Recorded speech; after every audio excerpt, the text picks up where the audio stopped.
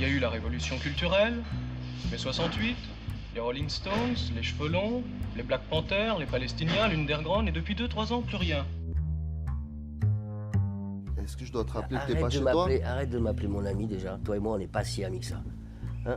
Donc déjà, tu vas redescendre. Je suis pas ton ami. Tu me vois prendre mon pied et attaquer des vieilles dames avec nos futurs tatoués sur la poitrine? Je comprends rien de rien à ce qui se passe. T'as qu'à voir à la télé, les mecs, ils ont pas de ventre. On sait même pas s'ils chient. Mais célébrer, pourquoi vous voulez célébrer le cinéma? Parce que... Il est pas assez célèbre déjà? Ou il l'est plus assez? Bonjour, bonsoir et bienvenue dans ce nouvel épisode du podcast L'Éclipse. Et cette semaine, nous allons parler de Jurassic World Renaissance de Gareth Edwards. Je suis avec Robin. Comment ça va, Robin? Ça va super, merci, et toi? Ça va très bien, je te remercie. Je suis aussi avec Liam. Comment ça va, Liam? Eh bien ça va, toujours un plaisir de parler de dinosaures. Et je suis également avec Thomas. Comment ça va, Thomas? Salut, ça va bien, merci. Et je ne participerai pas à cet épisode, je laisse mes trois compères en discuter puisque je n'ai pas vu le film. On se retrouve juste après la bande-annonce. On the island we're headed to, 24 species have survived there alone. The theme park owners did experimental work, leaving only the worst ones here.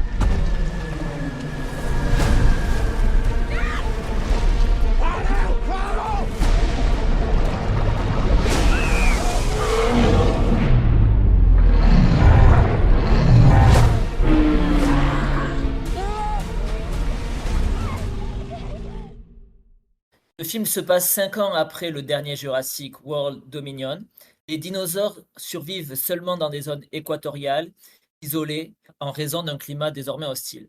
Le film va suivre l'histoire de Zora, qui est incarnée par Scarlett Johansson, qui dirige une mission pour extraire l'ADN de 3 espèces de dinosaures afin de développer un médicament contre les maladies cardiaques. Donc elle se rend sur une île avec des dinosaures avec son équipe.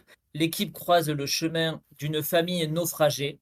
Et comme vous en doutez, ils vont devoir échapper aux dinosaures qui vivent en liberté sur cette île. Donc, est-ce que l'un de vous veut commencer à en parler pour défendre ou au contraire attaquer ce film? Alors, à donner mon avis sur le film, j'ai plutôt parlé un petit peu de mon rapport avec Jurassic Park, puisque le premier film Jurassic Park de Spielberg, c'est le film qui, je pense, m'a fait aimer le cinéma, tout simplement. Donc, au fil du temps, c'est devenu ma saga préférée, même si les films sont assez inégaux, hein. Mais ça peut dire que j'ai vu tous les films, j'ai tous vu plusieurs fois, même Dominion, qui est une purge. Et ce Jurassic World 4, quand il a été annoncé, j'en voyais pas trop l'intérêt. Limite, je m'étais dit que celui-là serait peut-être le premier que j'allais pas voir. Et puis, il y a eu l'annonce de Gareth Edwards à moins d'1 an de la sortie du film en tant que réalisateur. Et là, je me suis dit, il y a peut-être un truc qui peut me titiller ma curiosité parce que Gareth Edwards, j'ai vu tous ses films et c'est un réalisateur, si je vais pas dire que j'aime forcément tous ses films, c'est un réalisateur dont je reconnais le style et la qualité de mise en scène pour son sens du gigantisme. Je trouve que c'est quelque chose qui retransmet extrêmement bien. Donc du coup, j'étais assez curieux de voir ce Jurassic World 4 et quand je suis allé en salle, moi je dois dire que le film, je l'ai beaucoup, beaucoup aimé. Voilà, je pense que c'est peut-être mon film préféré de la saga après le 1, avec du recul. En fait, j'ai trouvé exactement dans le film ce que j'étais venu y chercher, c'est-à-dire des dinosaures qui soient beaux, qui soient bien filmés, qui soient élégants, qui soient gigantesques, qui soient impressionnants et je trouve que le film, leur rend extrêmement bien hommage. Pour moi, la mise en scène de Gareth Edwards, elle est impeccable. Du coup, j'ai vraiment adoré suivre cette histoire avec des personnages que j'ai trouvé assez attachants d'ailleurs, parce que là où dans les derniers Jurassic World, les personnages de Chris Pratt et de Claire, là, j'ai oublié comment elle s'appelait. Isala Stewart? Ouais, c'est ça, ouais. Et c'était des personnages que je trouvais vraiment très mauvais, hein. Pour moi, c'était sorti de mauvais films des années 80, tu vois. Là, au contraire, ils ont un petit peu pris des personnages qui étaient un petit peu plus simples, en fait. Mais ça me va, en fait. Je trouve que c'est assez efficace. Je trouve que le film arrive vraiment à nous faire croire à leurs relations, à leur passé, à leurs failles. Et du coup, je me suis assez bien attaché, même aux personnages dont on sait qu'ils vont mourir. Parce que c'est peut-être l'un des plus gros défauts du film, c'est que comme dans tous les Jurassic Park, hein, il y a des personnages, c'est écrit sur leur tête qu'ils allaient mourir. Mais malgré tout, je trouve que la dynamique de groupe fonctionne vraiment bien dans ce film, que ce soit pour le premier groupe avec les personnages principaux ou le groupe de cette famille. et qui, comme on l'avait quand on la voyait dans les bandes annonces, on pouvait se dire que peut-être ça allait être lourd, ça allait alourdir le récit, que ça allait être un petit peu, plan-plan et finalement, mais non, même pas. Je trouve cette famille, je trouve qu'elle est plutôt assez attachante parce que je trouve que le père, les 2 filles et le copain de la fille aînée, marchent aussi assez bien. Ils sont plutôt, joliment écrits. Donc franchement, je trouve qu'en termes de personnages, le film m'a plutôt touché et en termes de dinosaures, bah, franchement, j'ai retrouvé une magie du dinosaure que j'avais pas revue depuis le premier Jurassic Park. Du coup, moi, je dois dire que ce Jurassic World Rebirth, il m'a comblé de joie, honnêtement, en tant que fan de Jurassic Park. Et j'espère que si Gareth Edwards a envie de refaire une suite, et ben, qu'il pourra la faire. Parce que vraiment, j'ai vraiment envie de voir ce qu'il pourrait continuer de proposer dans cet univers. Je vais rebondir là-dessus parce que je suis moins positif que mon collègue. Et la chance d'être en Belgique, c'est qu'il ne pourra pas venir chez moi me casser les genoux là-dessus. Mais je vais aussi partir sur mon rapport à la saga, étant donné que je suis un grand fan de dinosaures, que j'adore le premier Jurassic Park, que j'ai beaucoup d'affection pour chaque film, malgré une qualité effectivement assez inégale et que j'étais sorti totalement échaudé d'un Jurassic World Dominion qui est peut-être l'un des pires films que j'ai vus.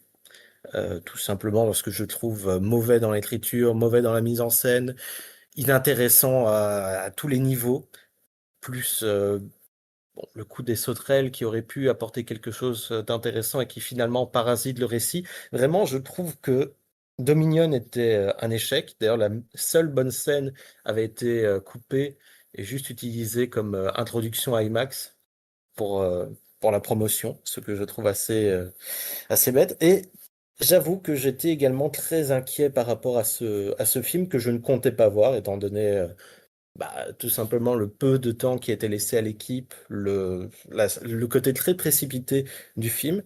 Et effectivement, avec Gareth Edwards derrière la caméra, j'étais un peu plus rassuré, sachant que voilà, moi je suis quand même grand fan de ce qu'il fait. J'avais adoré le créateur qui n'avait pas rencontré son public, ce qui m'avait beaucoup affecté parce que c'était une proposition de science-fiction qui profitait de son gigantisme et qui arrivait à tout simplement être plutôt intéressante sur le fond et sur la forme.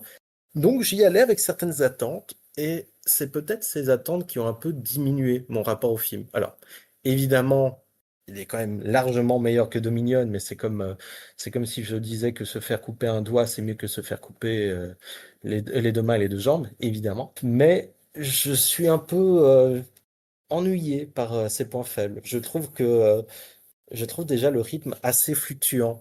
Le début prend beaucoup de temps, mais dans un sens qui, par rapport à un Spielberg, et je sais qu'effectivement, comparer cet opus au Spielberg, c'est quelque chose qui va le diminuer, étant donné que le Jurassic Park original est un modèle à mes yeux, niveau écriture, niveau rythme, niveau mise en scène, un modèle en tout cas dans la catégorie du cinéma hollywoodien.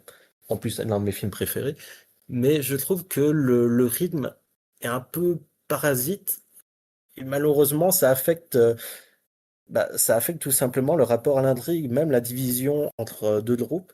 J'avoue que je commençais un peu à fatiguer de cet ancrage familial qui aurait pu être intéressant, qui a une dynamique de base qui pourrait avoir de l'intérêt, mais pour moi, ça faisait un peu trop mécanique pour vraiment se faire prendre dans cet aspect. Je dis ça alors même que c'était un point que je reprochais au Godzilla de Gareth Edwards, mais que je trouvais plus intéressant à ce niveau pour partir sur une comparaison légitime. Et voilà, résultat, je trouve le film manque un peu de punch, même si je trouve qu'il se fait également descendre sur des points que je trouve absolument bêtes, notamment ce rapport à l'île, ce rapport à la scène d'attaque du ptérodactyle qui justement renvoie, avec cette scène de Temple Maya, qui justement renvoie un peu à son origine, etc. C'est quelque chose que j'avais vu sur les réseaux et que j'avais vu d'ailleurs mon camarade défendre. Et c'est ce genre de remarque, je trouve que c'est un peu, ça manque de pertinence et ça passe à côté de certains points thématiques du film. Mais oui, même niveau personnage, disons que j'étais plus dedans par le jeu d'acteur que par leur écriture, même si, encore une fois, en comparaison avec la trilogie Jurassic World, c'est quand même bien meilleur à ce niveau, et ça, je suis tout à fait d'accord là-dessus. Et résultat, je trouve que la mise en scène a beau être maîtrisée, a beau bien se cadrer, elle manque d'un petit plus qui, par exemple, faisait d'un Fallen Kingdom un film assez fragile, mais qui pour moi trouvait son intérêt justement dans sa captation des dinosaures, dans l'aspect grandeur, même dans ce dernier acte qui renvoyait à du cinéma d'horreur gothique que c'est faire Juan Antonio Bayona. Et c'est pour ça qu'autant je suis un peu plus à défendre un Fallen Kingdom qui, pour moi, proposait un peu plus, n'hésitait pas à aller loin et amener quand même des pistes narratives et visuelles intéressantes. Je trouve que ce Renaissance, sans être désagréable, ne m'a pas autant emballé que ce que j'eus espéré. Et je me sens même un peu triste par rapport à ça parce que j'avais vraiment envie de l'apprécier.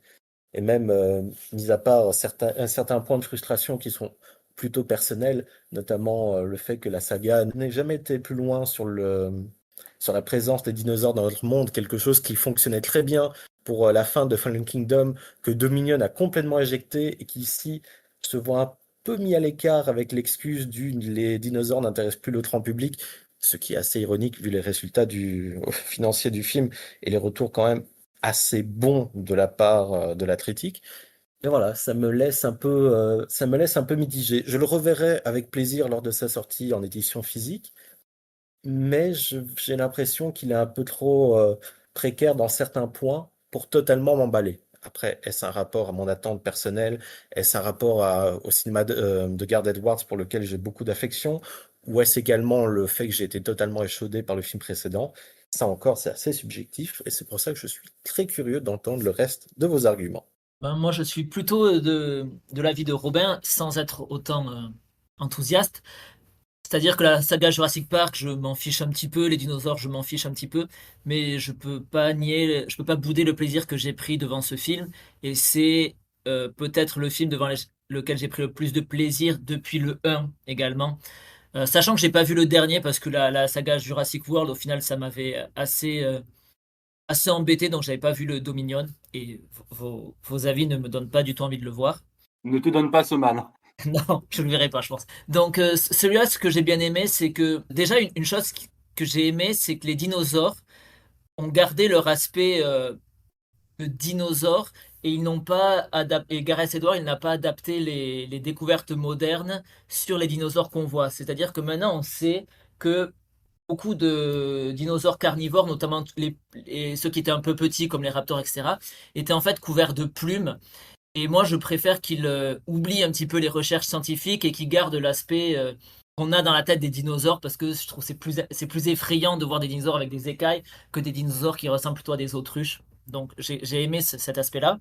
Et même si à la fin ça revient un petit peu, il a quand même un petit peu mis sous le tapis toute cette histoire de dinosaures mutants que moi je trouvais absolument débile dans le Jurassic World. C'est notamment pour ça que j'avais arrêté.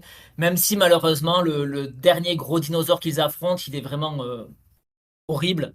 Et j'ai trouvé ça dommage qu'on continue à aller un petit peu dans cette voie-là parce que pour moi les dinosaures c'est déjà assez effrayant comme ça. Il faut arrêter de dire que le public, les dinosaures ça les impressionne plus parce que un film avec des dinosaures ça fait venir les gens. La preuve, celui-là il cartonne au box-office et c'est pas pour voir des dinosaures mutants que les gens ils y vont, je ne pense pas. Ensuite, j'ai aimé le fait qu'on retourne sur une île avec des dinosaures qui étaient dangereux. On n'est pas sur une île avec des dinosaures qui sont apprivoisés ou un parc actif. On revient vraiment dans l'esprit des premiers Jurassic où on a vraiment une île avec un problème qui fait que tout le monde doit échapper à des dinosaures, ils sont tous menacés. Chaque scène prise individuellement, elle est très efficace. Moi, je me rappelle que sur mon fauteuil de cinéma, j'ai crié, j'ai tremblé, j'ai eu peur pour les personnages, même si on sait très bien qui va mourir ou qui ne va pas mourir, mais c'était quand même comme ça dans le premier. On savait très bien que la petite fille, quand elle se cachait dans le placard de la cuisine, ou je sais plus dans quel endroit là, on savait bien que les dinosaures n'avaient pas la bouffer comme ça. Donc, malgré tout, le film est assez efficace. Et un choix scénaristique que j'ai bien aimé dans le film, c'est que le film met assez longtemps en fait à arriver sur l'île. Je pense que le film il dure, je sais plus, genre 2h15, 2h30. Et je pense qu'il y a une bonne heure et quart peut-être, donc un peu moins que la moitié du film, on va dire, où le film il se passe plutôt sur les bateaux.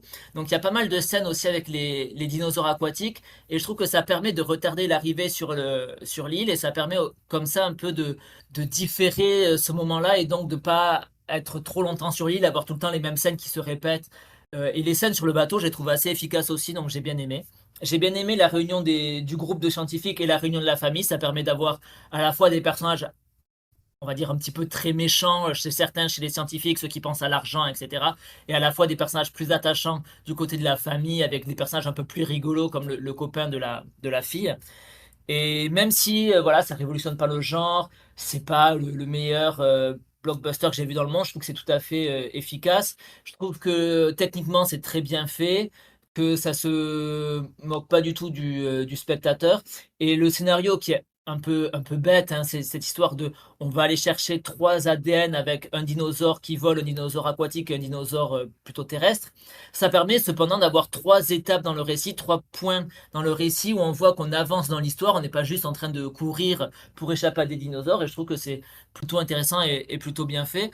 Et ouais, je trouve que c'était bien, et les acteurs, j'étais content de voir Scarlett Johansson, j'étais content de voir Mahershala Ali, je sais pas trop dire son nom. Il y a un personnage français, on sait pas pourquoi il parle tout le temps en français alors que c'est le seul personnage français et les autres parlent pas français, donc je sais pas pourquoi il parle en français. Mais voilà, pour moi, c'était plutôt un bon moment. Moi, j'aimerais rebondir sur 2 choses que tu as dit. Déjà le scénario, je pense qu'en fait, pour moi le scénario il est pas bête en fait. Je trouve même plutôt très intelligent de simplicité puisque tu vois, comme tu as dit, ça permet de faire 3 étapes et je trouve que c'est un formidable appel à l'aventure en fait ce scénario. Et j'aimerais justement, faire une comparaison avec les autres films. Je trouve qu'en fait le scénario de ce film et ce que font les personnages dans ce film diffèrent pas mal de tous les autres Jurassic Park et Jurassic World dans le sens où c'est la première fois dans un film Jurassic Park/Jurassic World que les personnages, ne font pas de trucs, a priori stupides, enfin tout ce qu'ils font ça s'entend, quoi. Et 2, ce qu'ils font, ils le font, pour une cause noble, pour quelque chose d'assez honorable. Voilà, ça m'a plutôt marqué, c'est-à-dire que moi à la fin, en gros pendant le film, il y a je sais pas si on peut spoiler, mais il y a une question qui se pose qui est de savoir si, la molécule qu'ils sont censés récupérer dans l'ADN des dinosaures, est-ce qu'il faut vraiment la laisser à l'entreprise pharmaceutique qui va en développer un médicament et qui va le vendre, à des prix exorbitants? Ou est-ce qu'il faut mettre la molécule en open source sur internet pour que tout le monde puisse la récupérer? C'est une question que je trouve plutôt, assez pertinente sans non plus, être un modèle d'intelligence, hein. Mais je trouve que ça peut se tenir. En plus, effectivement, ça pourrait servir à ça aussi, le pouvoir de la génétique. Ça pourrait trouver des remèdes à des maladies, mais qui pourraient être vendus qu'aux plus riches. Donc effectivement, je trouve cette question plutôt intéressante et à la fin, quand ils en sont arrivés à la conclusion que, en fait, tout ce qu'ils avaient fait et ils allaient le faire pour que le monde entier puisse avoir accès, aux soins et je trouve que c'est assez joli et finalement je dois pour moi ça, c'est une force de scénario, c'est, de faire en sorte qu'en fait tes personnages ils se battent pour une cause, qui peut les dépasser, mais une cause qui soit vraiment noble, quoi. Donc non, moi je dirais que le scénario en fait, en réalité, il est pas je vais pas dire que c'est un exemple d'écriture non plus, mais je trouve qu'il est plutôt efficace et qu'en ça, c'est un bon scénario. Maintenant, j'aimerais aussi revenir sur, le concept des hybrides dans Jurassic World parce que pour moi, c'était ce qui faisait la force des Jurassic World et en partie, du coup, la faiblesse du dernier puisque dans le dernier, il n'y a pas d'hybride, dans Jurassic World 3, je veux dire. En fait, dans Jurassic Park, on nous dit depuis le premier film, en fait, que tous les dinosaures sont des hybrides. En fait, ouais, on nous dit, voilà, leur ADN, il est hybridé avec des grenouilles ou je sais pas quoi et du coup, on sait dans Jurassic Park 3, il y a cette phrase de Alan Grant qui dit, John Hammond, ce qu'il a fait, c'est qu'il a créé des monstres de foire et les vrais dinosaures, ils sont disparus et on les retrouve dans la roche et pour moi, Jurassic World, c'est la continuation de ça et là où pour Jurassic World 1 avec l'Indominus Rex, en réalité, si on nous disait pas son nom, si on nous disait pas que c'était un hybride, on pouvait croire que peut-être c'était, un dinosaure qui avait vraiment existé. Pour l'Indoraptor qu'on a dans le 2, il y avait déjà un peu plus de doute. Là, j'apprécie vraiment pas mal l'idée de dire: «OK, le D-Rex, donc l'hybride de Jurassic World 4, cette fois-ci, c'est un hybride qui a raté». Donc il y a vraiment aucun doute quant au fait que ce truc ne puisse pas être un dinosaure, c'est juste une abomination et je trouve que c'est un pur monstre de cinéma. C'est-à-dire que je le trouve vraiment génial. Son design, il est affreux. Il a dit qu'il s'était inspiré du xénomorphe, Gareth Edwards pour le faire, ça n'a aucun sens, mais je trouve que ça marche à merveille justement parce que ce truc est une monstruosité et il a même droit, je pense, au plan le plus iconique de la saga. Pour moi, vraiment, je crois que c'est mon plan préféré de la saga. Si vous avez vu le film, vous savez duquel je parle, ça implique un hélicoptère. C'est un plan qui est absolument incroyable, qui n'a aucun sens en termes d'échelle, hein, entendons-nous bien. C'est-à-dire que tout le reste du film, il n'est pas aussi grand qu'au moment où il fait ce plan, mais c'est un plan que je trouve absolument génial. Et du coup, je trouve que c'est une très belle utilisation de l'hybride, une très belle utilisation de la monstruosité, parce que pour moi, c'est exactement ce qui se passerait si justement le pouvoir génétique était libéré, si on en reviendrait à créer ces espèces de création de Frankenstein absolument horrible à regarder et tout. Donc non, pour moi le mutant dans Jurassic World, je pense que c'est vraiment l'intérêt de cette saga. Et je trouve qu'il y a justement une contradiction dans le fait d'attendre, enfin de valider du film que pour ces designs de dinosaures, il n'ait pas vraiment suivi les nouvelles découvertes scientifiques et qu'il ait plutôt respecté l'image qu'on se fait, nous, des dinosaures dans notre imaginaire. Parce que cette image-là, c'est aussi une image d'hybride, en fait. C'est une image qu'on a hybridée avec nos connaissances et avec notre manque de connaissances aussi.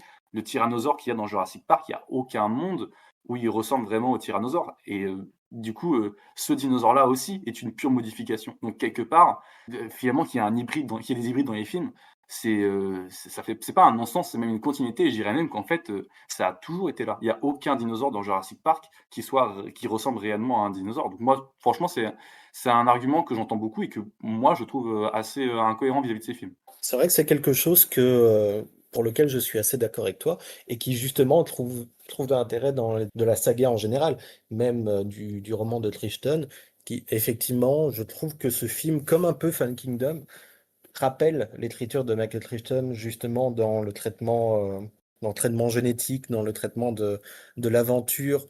J'ai envie de dire entre guillemets adulte parce qu'il y a une certaine violence, mais on se comprend. Ce n'est clairement pas le film le plus graphique de la saga et ce n'est clairement pas un film hyper graphique. Et en même temps, justement, ce que tu dis sur le Direx, je trouve ça intéressant, mais j'ai l'impression que la créature arrive avec une aura de menace, mais n'est pas tant utilisée que ça, ce qui, d'un côté, a de l'intérêt. Effectivement, on va pas utiliser directement le monstre tout du long, mais la scène d'introduction est efficace, par exemple. Il y a ce côté théorie du chaos du personnage de Jeff Goldblum qui résonne assez bien avec cet emballage d'une marque que l'on ne citera pas. Je trouve l'idée intéressante et ça reprend justement l'une des meilleures séquences du Godzilla de Gareth Edwards et une séquence que tous les fans de Star Wars ont adoré dans Rogue One, mais je la trouve un peu moins impactante, peut-être par l'effet de répétition, mais peut-être aussi par ses choix de cadre, de finalement avoir moins ce côté immersif et de trop se partager entre les personnages qui sont présents dans cette séquence. Je ne sais pas si ce que je dis est assez français, si ce n'est pas le cas, c'est que c'est belge tout simplement. Mais je trouve que ça diminue un peu l'impact de la séquence qui est intéressante sur le papier.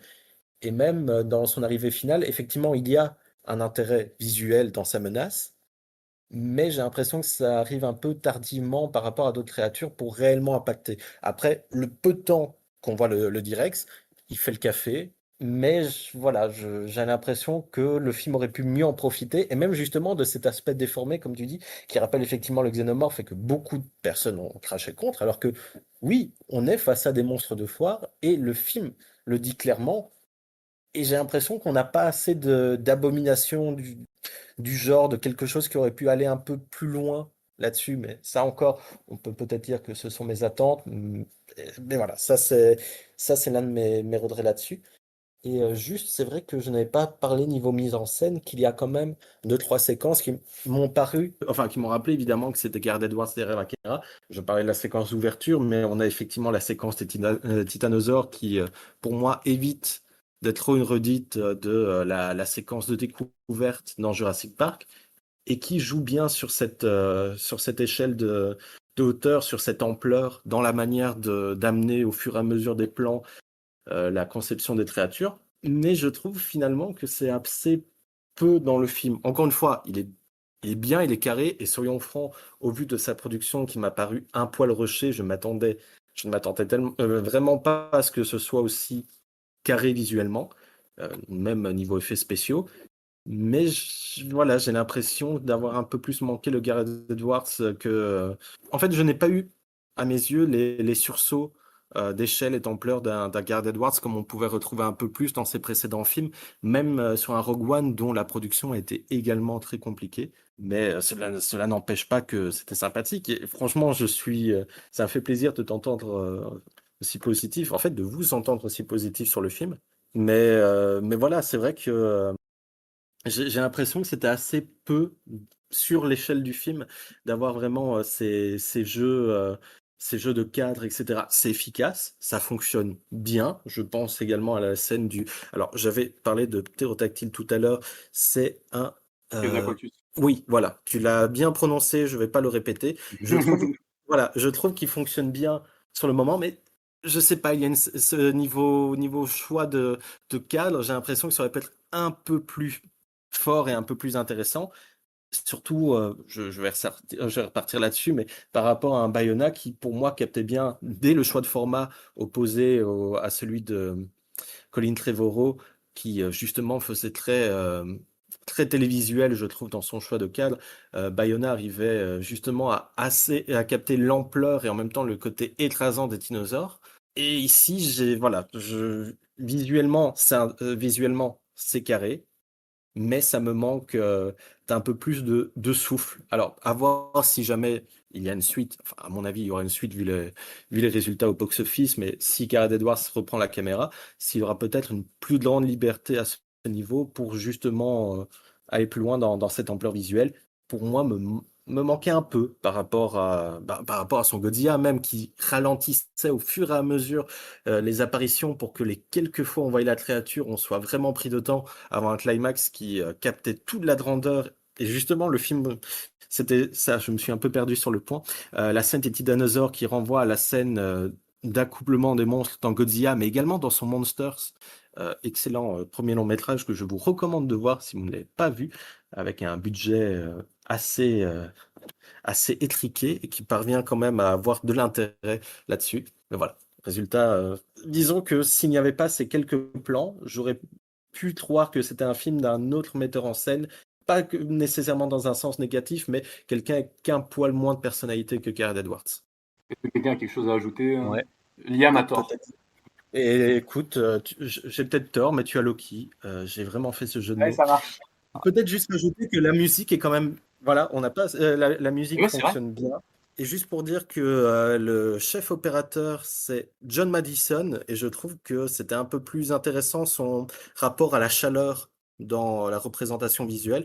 Enfin, il capte l'aspect jungle, l'aspect tropical, mais je trouvais qu'il captait mieux une chaleur étouffante et un côté plus ésotérique, mais qui convenait également au film, avec Gladiator 2, parce que ça me permet de dire que Gladiator 2 et Ridley Scott, c'est très bien. On pourra me taper dessus dans les commentaires, étant donné que Ridley Scott, c'est la Gladiator 2, base. c'est très bien. Gladiator 2, Voilà. c'est très bien. Personne ne vous touchera. Nous avons dit du bien de Gladiator 2 dans cette émission à sa sortie, donc Parfait. personne ne vous dira rien. On mettra un petit lien dans l'écran de fin. Tu sais, le mec qui fait sa petite pub. Bon, alors, si j'ai bien compris, vous avez tous les trois dit ce que vous avez pensé sur le film. C'était très intéressant. Maintenant, est-ce que vous avez chacun une suggestion à faire pour nos auditeurs sur le même thème ou non? J'en ai une sur le même thème, je pense pourrait intéresser les gens. Est-ce qu'il y en a ici qui se sont déjà demandé quel était le premier film avec des dinosaures? Oui. Bon, forcément, en fait, je savais que Liam allait dire oui. Mais du coup, c'est quand même moi qui vais le dire, c'est pas grave. Alors, ça s'appelle Le Monde Perdu. C'est sorti en 1925. C'est d'une adaptation de Arthur Conan Doyle, donc du bouquin au même nom. Et normalement, si vous êtes fan de Jurassic Park, bah, ça doit dire quelque chose parce que oui, le nom du bouquin de Michael Crichton pour le deuxième Jurassic Park, c'est aussi une inspiration de ce livre-là. Et donc, Le Monde Perdu, le film, ça nous raconte l'histoire d'une expédition qui est envoyée dans la forêt amazonienne, sur un continent, sur une terre cachée qui contiendrait encore des dinosaures, et l'idée, ce serait potentiellement d'en ramener un. C'est de ce film que vient le trope du monstre exotique ramené dans la ville, qui a donné par la suite King Kong. C'est vachement bien, voilà, donc c'est les premiers dinosaures qui apparaissent au cinéma. Donc c'est fait en stop motion, et en fait ils ont pris 2 fois le plan, une fois avec des humains et une fois avec des grosses figurines, et ils ont superposé. Enfin avec des figurines à taille normale, ils ont superposé. C'est hyper intéressant à regarder. Je trouve qu'il y a quand même pas mal de plans qui fonctionnent toujours assez bien. Et voilà, c'est un petit peu touchant de voir un petit peu à quoi ressemble un film avec des effets spéciaux qui datent d'il y a un siècle en fait, parce que le film est sorti en 1925. Donc voilà, Le Monde Perdu, c'est trouvable gratuitement sur YouTube. Donc normalement, ça dure 1h30. C'est assez facile à regarder. Pour info, pour rebondir sur la suggestion de Robin, il me semble, si je dis pas de bêtises, qu'il y a aussi un dinosaure dans King Kong de 1933 qui aussi également, d'ailleurs en même temps que King Kong, est animé lui aussi en stop motion. C'est assez intéressant. On en a vaguement parlé dans notre épisode sur la stop motion, mais voilà, ça fait 2 films pardon, avec des dinosaures en stop motion qui sont sortis à très peu de temps d'intervalle, 8 ans du coup. Et voilà, et King Kong c'est vachement bien. J'ai été le premier surpris de trouver ça vraiment sympa. Liam, est-ce que tu as un film à nous conseiller?